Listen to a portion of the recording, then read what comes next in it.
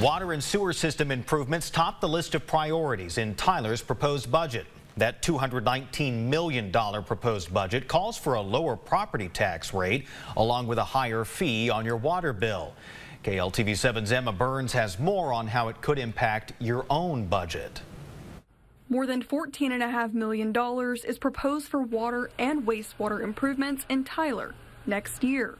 That includes replacing aging water lines, upgrading meters, and modernizing Lake Palestine water treatment plant, the city's primary source of drinking water. Tyler's Director of Utilities, Kate Dietz, says the proposed study on Lake Palestine is vital for water quality and taste. It really shows that the city is listening, and we know that taste and odor is an issue from Lake Palestine, and we want to see it get better. In the proposed budget, water and sewer rates will stay flat.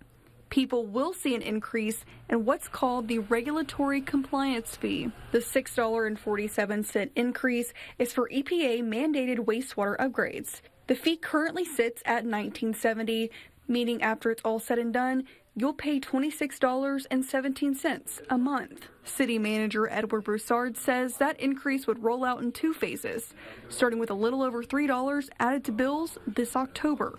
Kind of breaking it up a little bit, hopefully it kind of helps manage that through for people who are paying bills. We understand, every dollar adds up and it makes an impact on what they're able to pay. The city is also proposing a lower property tax rate. The tax rate would drop from just over 24 cents to about 23.6 cents per $100 valuation.